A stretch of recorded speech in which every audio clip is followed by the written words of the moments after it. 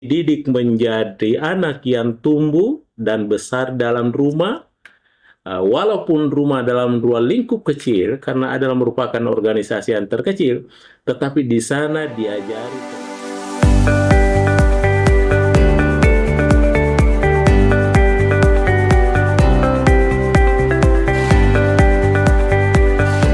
Para pemirsa sekalian dimanapun berada, sahabatku, saudaraku semua yang sempat menonton channel YouTube kita ini, Assalamualaikum warahmatullahi wabarakatuh. Pada kesempatan ini kita jumpa lagi dengan Mr. Koronis, komunikasi romantis dan humanis. Baik para pemirsa sekalian, dimanapun berada, tentu kita mungkin dalam keadaan rehat di rumah ya, atau dalam keadaan berjalan-jalan sambil menikmati channel YouTube kita ini yang selalu terkait dengan fenomena-fenomena komunikasi. Sebagaimana kalau tidak salah beberapa minggu yang lalu atau beberapa bulan yang lalu saya pernah sampaikan, ketengahkan satu tajuk, yaitu bagaimana membangun komunikasi budaya individualistik.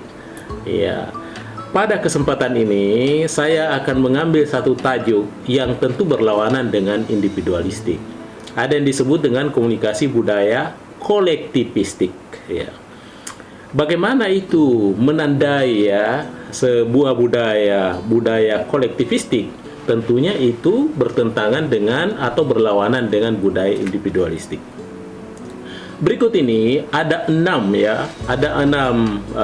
contoh ya atau tamsil yang saya akan ketengahkan, tentu terkait dengan fenomena budaya komunikasi budaya kolektivistik ya, kolektivistik. Apa yang pertama, saudaraku sekalian? Yang pertama itu, kadangkala anak ini ya di dalam rumah dididik menjadi anak yang tumbuh dan besar dalam rumah, walaupun rumah dalam ruang lingkup kecil, karena adalah merupakan organisasi yang terkecil, tetapi di sana diajari tentang siapa kita. Bukan siapa aku, tapi siapa kita atau siapa kami. Ini artinya secara tidak langsung bahwa anak ini diberikan pencerahan bahwa di samping kamu, di samping aku, tentu ada orang lain.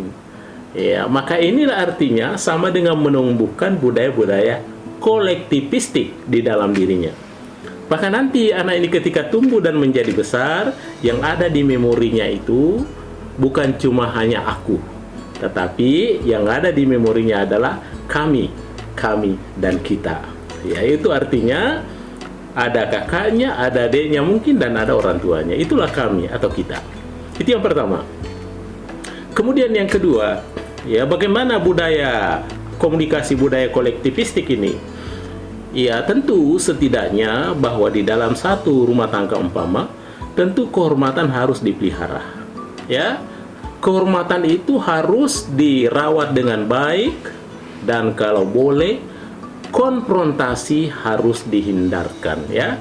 Jangan sampai kita terlalu menerima konfrontasi itu adalah sebagai sesuatu yang biasa. Ya, karena tentu kita pahami bersama bahwa ketika kita membiarkan konfrontasi itu berjalan apa adanya, maka sama saja dengan membangun jiwanya menjadi jiwa individualistik. Tetapi ketika kita mau bangun jiwanya sebagai jiwa yang penuh komunikasi budaya kolektivistik, maka tentunya dihindari yang namanya konflik atau dihindari yang terjadi namanya konfrontasi. Kalau perlu dihindarkan, terjadi pencegahan. Dan kemudian tentunya kata tidak ya, tentu jarang digunakan, sebab dianggap itu adalah sesuatu yang kurang sopan. Ya, kalau selalu katakan tidak berarti itu adalah bagian dari destruktif. Ya, semestinya harus konstruktif. Konstruktif itu artinya selalu optimis, selalu membangun itu. Makanya jarang didengar kata tidak. Ya, kemudian tentu persahabatan ya. Persahabatan itu harus ada ukurannya, harus ditentukan. Dan kemudian persahabatan itu tentunya diawali dengan sebuah penyelidikan, di sebuah survei. Sehingga ketika itu dianggap sebuah persahabatan, maka itu tentunya dilanjutkan. Tapi ketika itu dianggap adalah ujung-ujungnya nanti bukan sebuah persahabatan, bukan sebuah perdamaian, maka jangan dilanjutkan. Ini artinya demi merawatnya budaya atau komunikasi budaya sifatnya kolektivistik. Kemudian para pemirsa sekalian, yang ketiga itu ya terkait dengan pemilikan, ya, kepemilikan sumber itu bukan harus bersifat individualis, tetapi kepemilikan itu diarahkan untuk sifatnya yang bersifat kolektif. Ya, sehingga dengan demikian antara satu orang dengan orang yang lainnya, dia merasa satu bagian itu. Dia hidup berada di tengah-tengah mereka, dia bukan hanya sendiri tapi ada orang lain. Contoh ya, ketika di dalam sebuah keluarga, anak sulungnya, anak pertamanya sudah berpenghasilan, tentunya kita tidak bisa justifikasi bahwa itu adalah milikmu semua. Tetapi disampaikan bahwa ketika sudah ada rezekimu, Nanda, semestinya kau bantu juga adik-adikmu itu. Ya, karena masih ada adik-adikmu yang perlu pembiayaan itu. Ini juga sama dengan mengajak anak itu untuk hidup di dalam komunikasi yang sifatnya kolektivistik. Sehingga apa yang terjadi? Dia terjadi saling bantu-membantu.